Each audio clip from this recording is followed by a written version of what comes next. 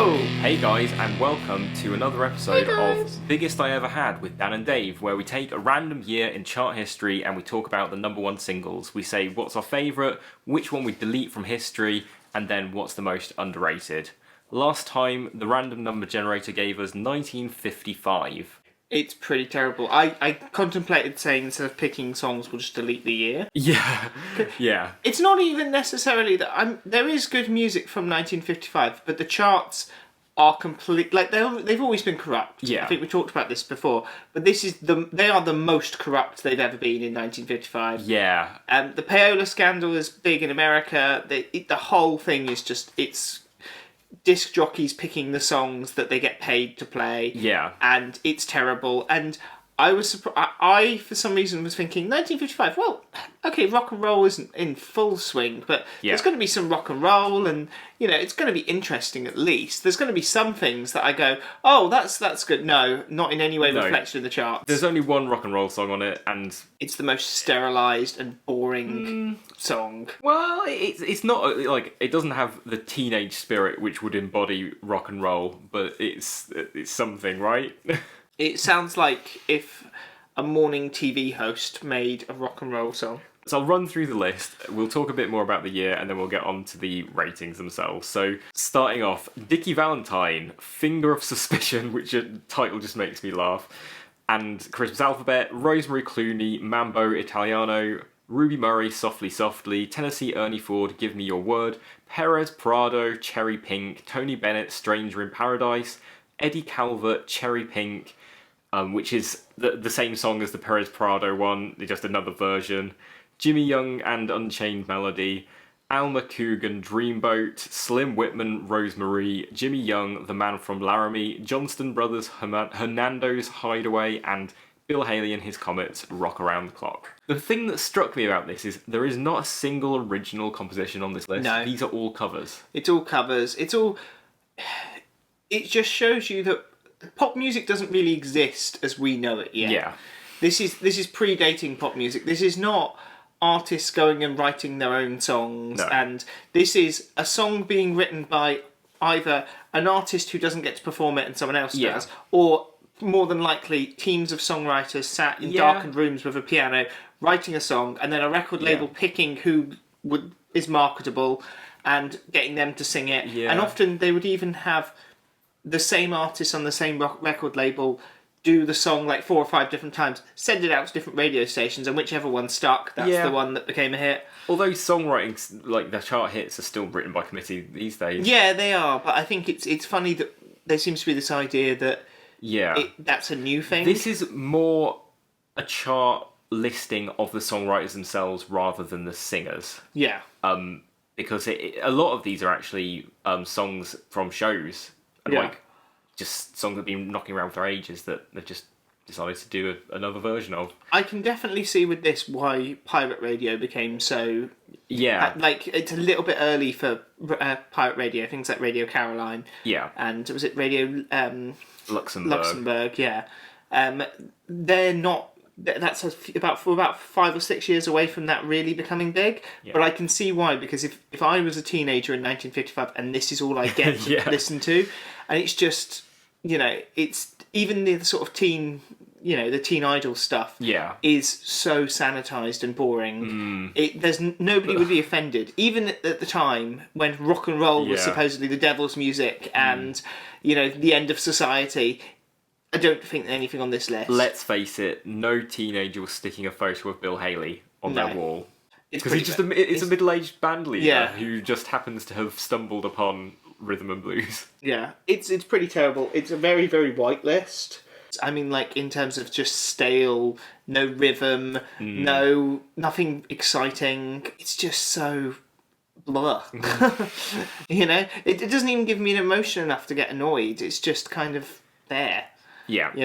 It's a pretty terrible year. Yeah, I think we said 2014 was pretty... Was it 2014 or 2018 was pretty bad? Kind of a different kind of bad, though. Yeah. Because at least those things, they're actual artists with actual backstory that I can talk about. I mean, I could talk about Tony Bennett here. I don't dislike Tony Bennett, but he's you know, he's for an artist.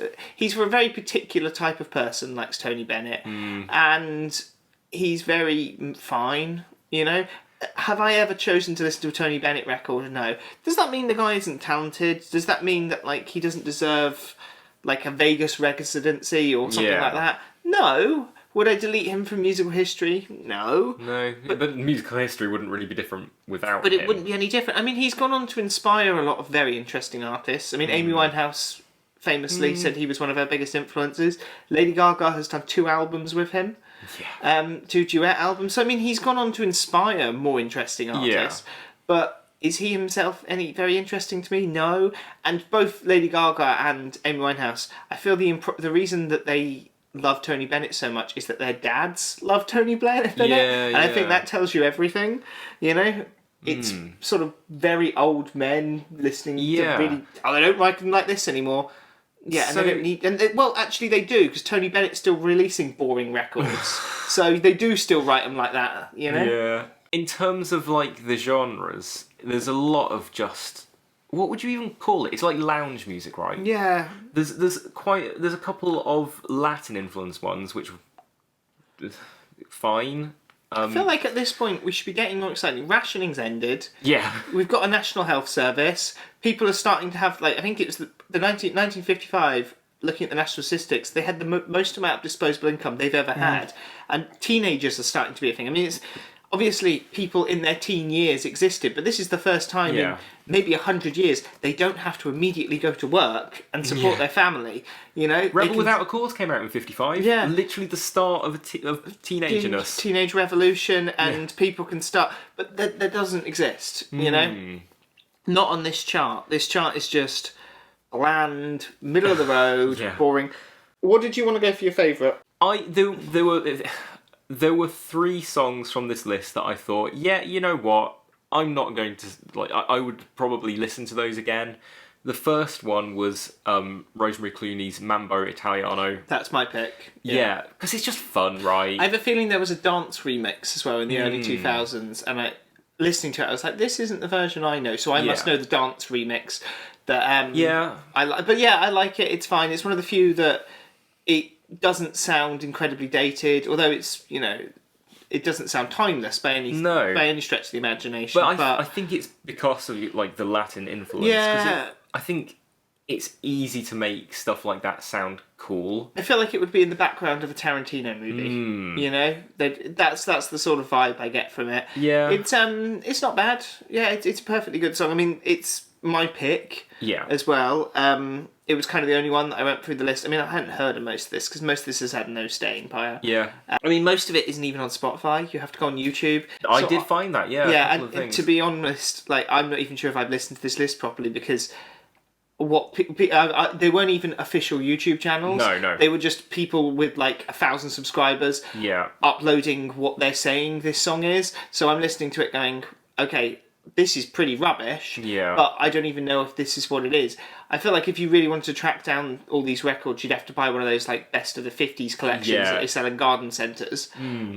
You just know that you've probably got to pay a lot of money for a final single because they probably aren't. They're probably out of pressing since 1955, so you're not going to find a vinyl version of most of these. I'm just thinking about that. The only songs that I've heard before, there's only like 4 songs here that I'd heard before, so Rock Around the Clock, Unchained Melody, Dreamboat, and Mambo Italiano.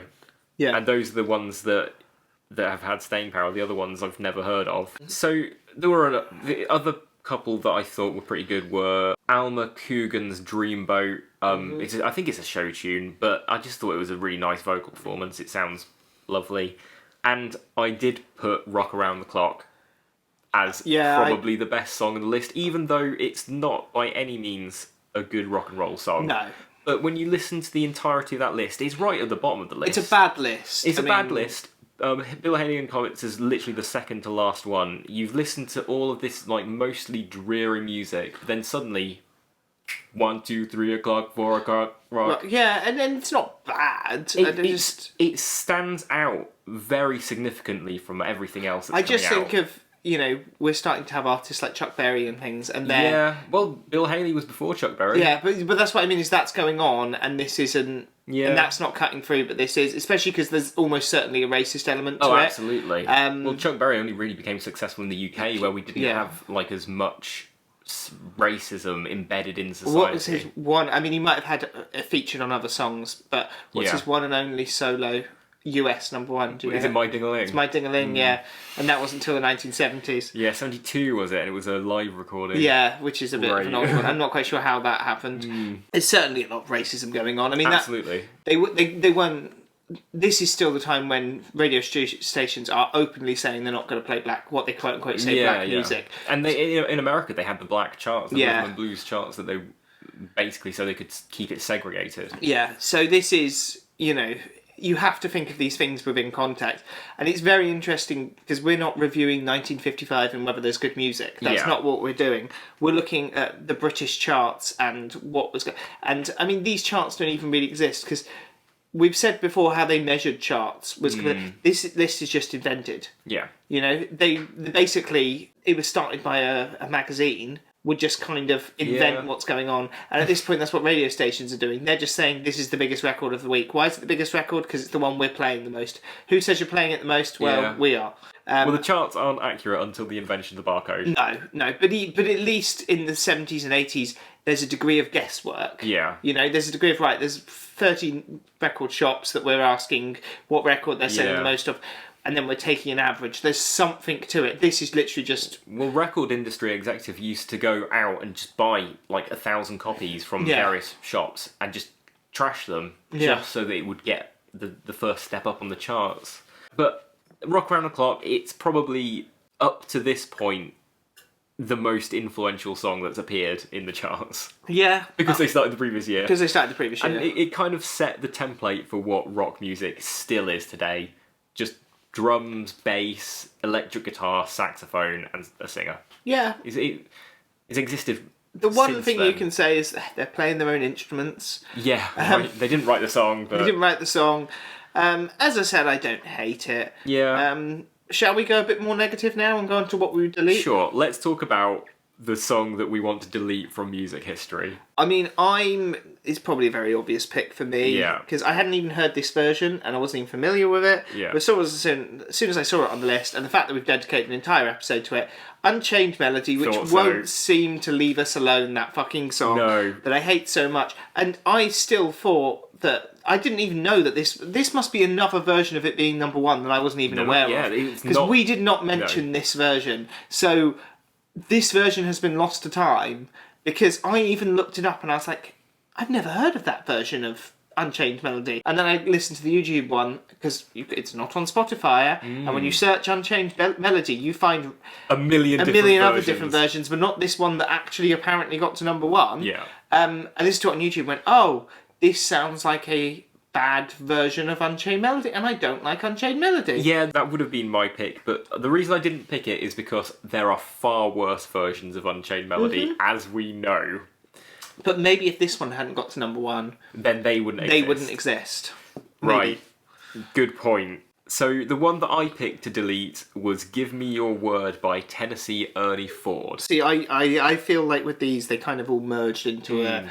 very similar sounding, low quality, boring music. So. I was familiar with Tennessee Ernie Ford before this, but this is not one of the songs that I'd ever heard, which is weird because it's obviously one of his most popular ones.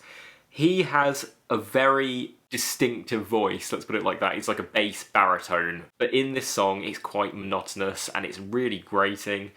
If we were doing 1956, I'd probably pick him as my favourite because 16 Tons, the single that he had next year. 16 Tons. Fantastic. Which I actually think was a number one single in America in 55. Yeah. So it was a hit in America and then it took, everything seems to take a year to get to the UK. So, I do like 16 Tons. It was used in South Park not too long ago. It was, yeah. For the Amazon episode, yeah. I knew it before South Park. I knew it before the South Park episode. I mean, it's a famous song, but they used it very well. Shall we go on to what we think the most underrated single was? See, because nothing interested me, when I say underrated, it's normally either because I go, oh, I like that, more people should like that, or I listen to it and I go, oh, that surprised me how good that was. I'd not heard that before. That didn't really happen for this list. No. So I'm going to pick Tony Bennett just because it's enabled Tony Bennett to exist, Yeah. who has supposedly gone on to influence much more interesting artists. Okay. So, because I don't want to praise something that I'm not even sure if what I listen to is what I listen to, because they're not on Spotify, Yeah. I'm going to say Tony Bennett, because at least when I listened to it, I went, yep, that sounds like Tony Bennett. Yeah. So, I can say with certainty that it was Tony Bennett. I did listen to Tony Bennett. Tony Bennett is on Spotify. Yes. You know, he's one of the few that is on. Jimmy Young is not on Spotify. No. Perez Prado wasn't. No. Some of them as well. You type the name in, Something completely random comes up. Yeah, or something comes up, but you listen to it and you go, I don't think that's what that is. Though the production sounds like, you know. Yeah, with a lot of the 50s hits in particular. In the 80s, when you had like the 50s revival after films like Grease that was and 70s. Back to the Future, Yeah. films like that, they went back and did compilation albums where they basically took the original recordings and added like overdubs to them. Yeah, and like Jive Bunny was starting to get big as well. Oh god, yeah. Yeah, that sort of thing's going on, which is hard. And you type in the name, and the problem is because anybody can upload on Spotify. Yeah. Somebody with that name can upload it and be that name. Yeah. So you're not there with certainty that this Yeah. is what this is. We're not talking about obscure things that have been lost to time. We're talking about number one singles. Yeah. If a number one single is lost to time, it's probably because it's pretty bad. Yeah. You know? So my underrated singles were, first of all, I had a shout out to Hernando's Hideaway by the Johnstone brothers, because that's the only time I've ever heard a castanet solo on a song. Especially a number one. Yeah, especially a number one song. So I just thought, wow, that's quite good, but the song itself is pretty awful. Yeah. It's just like a tango, and it's like one of those story songs where they're just basically talking about some hideaway where people go and have parties. The one I picked was Christmas Alphabet by Dickie Valentine, because I'm always surprised when I hear a Christmas song that hasn't been shoved down my throat every single year. And we're coming up to that. We were saying this the other day. I've yet to hear any Christmas music. And we're mid-November now, which is at the time of recording. Which is odd, because normally this is about the time that it starts creeping in. And I mean, we did multiple Christmas episodes, and I hate Christmas music. But I don't hate Christmas. I just hate the overplayed nature of Christmas music. Yeah. I'm not going to go on my theory, my soapbox about Christmas music again. But yeah, Christmas music is anything that's kind of like, I've not heard this before. It's like... It's refreshing. It's refreshing. Ed Sheeran has one coming out this year. Oh, yay. I know. That's kind of like all the stars aligning. And I have a feeling he might be doing it for charity as well. So it's kind of all the things that I've talked about hating on this podcast are combining themselves into one thing. I feel like he's done it specifically to spite me. Yeah. You know? But the big question is, will he take the number one from Lad Baby? I don't know. Well, his is a charity one. So it's very possible. I mean, he's done that deliberately, hasn't he? He's deliberately gone, you know what, I want the number one. Oh, Lad Baby's won the last 3 years and probably going to do the same thing again. I know what I'll do. I will also do mine for charity. What do you reckon Lad Baby's is going to be? We need a sausage roll based pun, don't we? Sausage my roll up. Sex and drugs and sausage rolls. Oh, I would buy that. Sex and drugs and sausage rolls. All I need to make me whole. Do do do do do do do. Because we got Greg's, we got them all. Yeah, I mean, write that shit. Yes, let's do it. Let's beat Lad Baby at their own game. Like and subscribe to see us do that. We're not going to do that. Okay, so I think we've had enough of 1955. It was a bad year. The songs that you know and are familiar with are the ones that are the best ones. You don't need... Gonna grab myself more beer. Yeah, so the last thing to do is go to Google's random number generator, put in 54 to 2020, and see what random year we get given. And then the next episode will be on that year. I would like something closer to the time I was born, but who knows? we have 1968. Okay. Which should be good. There must be some Beatles. There's going to be some Beatles. There's going to be... Who knows? The Faces, maybe? Stones? Yeah. I don't know. Yeah, there must be some Stones. Yeah. Well, join us next time. Don't forget to like and subscribe and join in the discussion in the comments section below. If you really like 1955, tell us what your favourite song is and we will ignore you. Yeah. And which songs, they have to be like hit singles, because we are aware that there was good music being made in 1955, just not on this fucking list. Not on this list. Yeah. That was a whole episode nearly without swearing. Fuck yeah!